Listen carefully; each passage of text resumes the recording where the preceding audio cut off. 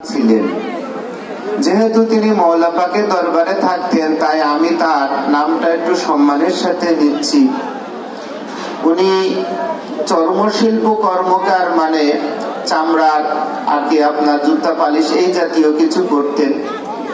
অত্যন্ত গরিব, মেহনতি, দুঃখী মানুষ ছিল। তো দরবার পাকে দায়রা পাক যেখানে আছে, ওখান থেকে দায়রা পাক আর মসজিদ পাক একদম সংলগ্ন, কাছাকাছি।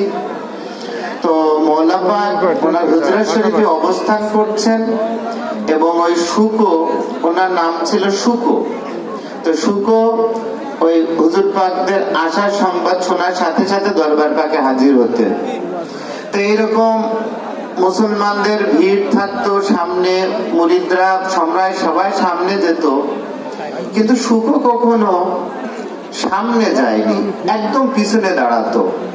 এবং আপনারা জানেন সনাতন ধর্মের মধ্যে তাদের বর্ণটা জাতিতে একটু নিম্ন দিকে ছিল, কিন্তু মওলা পাক এমন রওশন জমির, এমন নিয়ামতওয়ালা, এমন রহমতওয়ালা, তিনি সামনের যেমন রহমত দেন, একদম শেষেও যিনি আছেন, যিনি অনেক দূরের থেকে ওনাকে ভক্তি করছেন, শ্রদ্ধা করছেন, মওলা পাক ঠিক একই ফায়াজ এবং বরকত দিয়ে থাকেন।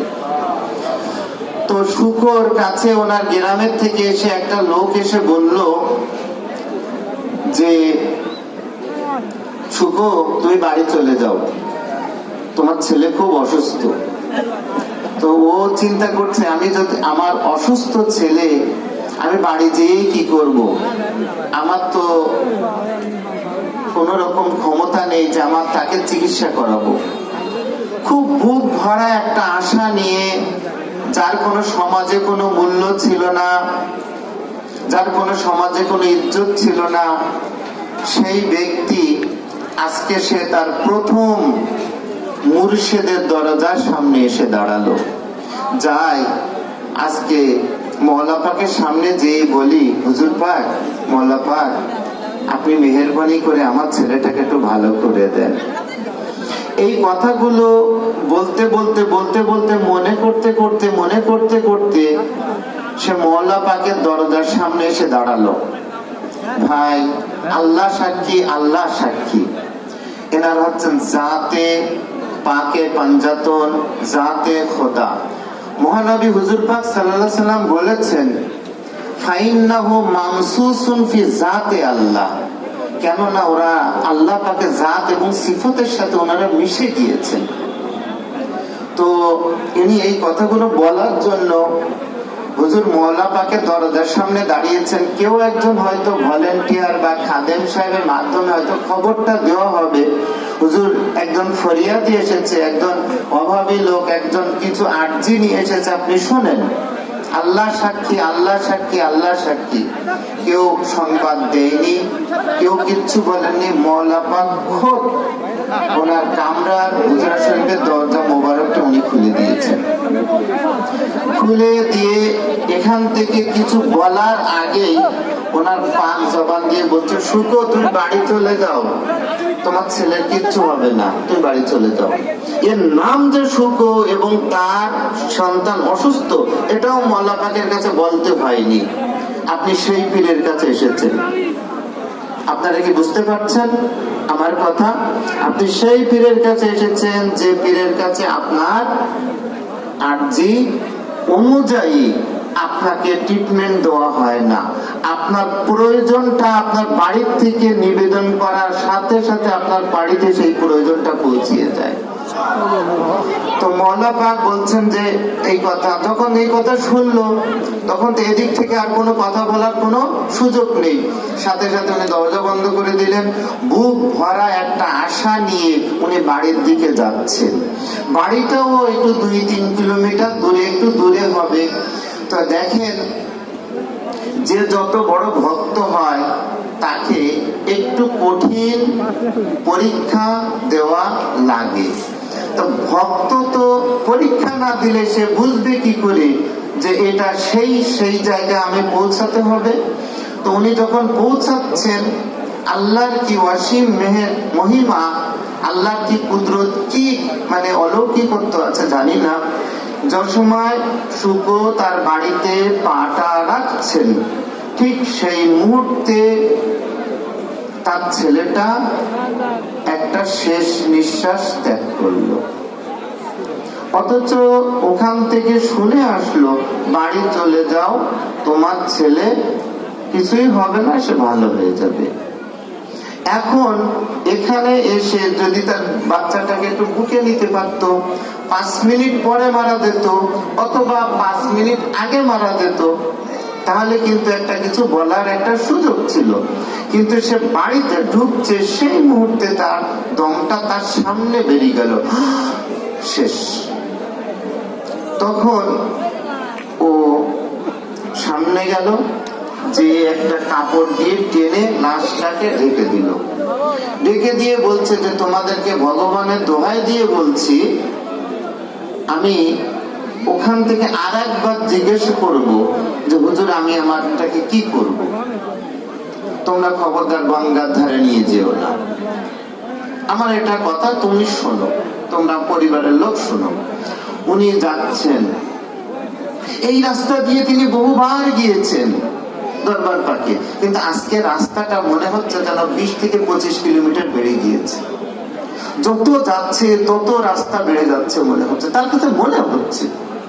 আর তার মনের মধ্যে তাকে অনেক প্রশ্ন জেগে উঠছে, হায় হায় হায় হায়, কি হলো, আমাকে হুজুর বললেন,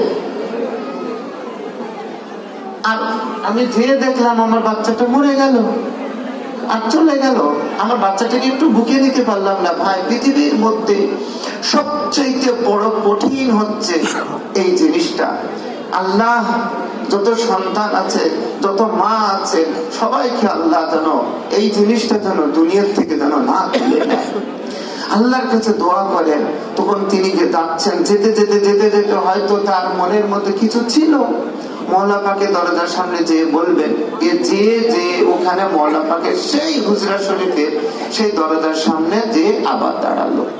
কোনো ভলেন্টিয়ার না, কোনো খাদেম না, কোনো কেউ না, একদম হুজুর পাক মওলা পাক, যার নাম পাকের উপরে ওরস পাকে স্পেশাল ট্রেন যায়, 4টা ফাল্গুন ওরস পাক হয়, সেই শাহিনশাহ মেদিনীপুর মওলা পাক তিনি সাথে সাথে এইভাবে দরজা খুলে দিলেন। দরজা খুলে দিয়ে বলছেন যে শুকো, তোমার ছেলে মরেনি, বলে আবার দরজা বন্ধ করে দিলেন। এদিক থেকে বলারও কোনো সুযোগ নেই, কাউরে দিয়ে রিপ্লে করারও সুযোগ নেই, কোনো সুযোগ নেই, বন্ধ করে দিলেন। দিয়ে এইবার তার মনের মধ্যে একটা আস্থা ফিরে এসেছে, না মরেনি মানে আমার ছেলে মরেনি। আপনারা কি বুঝতে পারছেন? না মরেনি মানে আমার ছেলে মরে যায়নি, আমি যাবো লাশের কাছে। উনি এইবার দৌড়াতে লাগলেন, ছুটতে লাগলেন, ছুটে ছুটে ছুটে ছুটে ছুটে ওই মৃত প্রায় সন্তান, ওই সন্তানকে এইভাবে কাপড় ফেলে দিয়ে এইভাবে তাকে বুকের মধ্যে টেনে নিয়ে মুখের মধ্যে মুখ দিয়ে তাকে বুকের মধ্যে হাত দিয়ে চাপ দিয়ে ফু দিতে লাগলেন। ফু দিয়ে এইভাবে আকাশের দিকে তাকিয়ে বলতে লাগলেন, আমি ওই পাক দরবার থেকে, পাক জবান মোবারক থেকে এই শব্দ শুনে এসেছি যে আমার পুত্র মরেনি মানে মরেনি, মরেনি মানে মরেনি। সুতরাং হে পুত্র, তোমাকে জীবিত হয়ে দেখাতেই হবে যে আমার মুর্শিদ কিবলা ও কাবার জবান মোবারক সত্য, তোমাকে এইভাবে দাঁড়াতেই হবে। বলে এইভাবে সে তাকে বুকের মধ্যে চাপ দিচ্ছে, নিঃশ্বাস দিচ্ছে, চাপ দিচ্ছে, ফু দিচ্ছে, বিভিন্ন ভাবে চেষ্টা করছে। চেষ্টা করতে করতে করতে এক সময় মহান রব্বুল আলামিনের অসীম কৃপাতে তার সন্তানটা এইভাবে আরেকটা নিঃশ্বাস হলো, আরেকবার নিঃশ্বাস ছাড়লো, আরেকবার নিঃশ্বাস নিল, আরেকবার নিঃশ্বাস নিল। ছাড়তে ছাড়তে ছাড়তে যে সময় তার চোখটা আস্তে আস্তে যে সময় খুললো, সে সময় আল্লাহ পাকের অসীম কুদরতে ওই মৃত প্রায় সন্তান তার বাবাকে জড়িয়ে ধরে হাউ মাউ করে কাঁদতে লাগলো, কাঁদতে লাগলো। যখন সেই শুকো এইরকম ভাবে আস্তে আস্তে তার সন্তানকে তুলে বলল, আল্লাহ পাকের অসীম রহমতে, আল্লাহ পাকের অসীম কুদরতে তার কথাই সত্য হয়েছে। যাদের কথাতে আল্লাহ রব্বুল আলামিন বাতাসকে প্রবাহিত করেন, সমুদ্রের ঢৌকে তারে সুন্দরভাবে পরিচালনা করেন, যাদের অসীম কুদরতের জন্য মহান রব্বুল আলামিন এই দুনিয়াটাকে সাজিয়েছেন, যাদের ইজ্জতের খাতিরে আল্লাহ পাক জান্নাত তৈরি করেছেন, যাদেরকে বিচ্যুতি করলে, যাদেরকে তাজিম না করলে আল্লাহ পাক নরক তৈরি করেছেন, আমি সেই মুর্শিদের দরবারে কৃতজ্ঞতা প্রকাশ করছি। জয় মুর্শিদ, মুর্শিদের জয়, মুর্শিদের জয়। এইভাবে তার মৃত সন্তানটা জীবিত প্রায় হয়ে উঠল। একটা সময় মওলা পাকের সুযোগ্য পুত্র হযরত মাওলানা সৈয়দনা সৈয়দ শাহ ইরশাদ আলী আল কাদরি আলাইহিস সালাতু ওয়াস সালাম পাক, উনি 22 নম্বর খানকা পাকে তিনি অবস্থান করতেন। অবস্থান করার কারণে ওখানেই ওনার বসবাস ছিল। মওলা পাক যে সময় 4টা ফাল্গুন তিনি দুনিয়া থেকে পর্দায় খায়েরে পর্দা নিবেন, তার পূর্ব মুহূর্তে তিনি বলে দিয়েছিলেন, আমি মহান আল্লাহ রব্বুল আলামিনের আদেশে হুকুমে আমি আমার সন্তান হযরত মাওলানা সাইয়্যিদনা সৈয়দ শাহ ইরশাদ আলী আল কাদরি আলাইহিস সালাতু ওয়াস সালাম পাককে তোমাদের জন্য সাজ্জাদা নশীন ঘোষণা করে যাচ্ছি। যে রূপ তোমরা আমাকে দেখিতে, যে রূপ তোমরা আমাকে পাইতে, ইনশাআল্লাহ রব্বুল আলামিনের দরবারে তোমরাও তাকে ঠিকই সেই রূপই তোমরা পাইবে।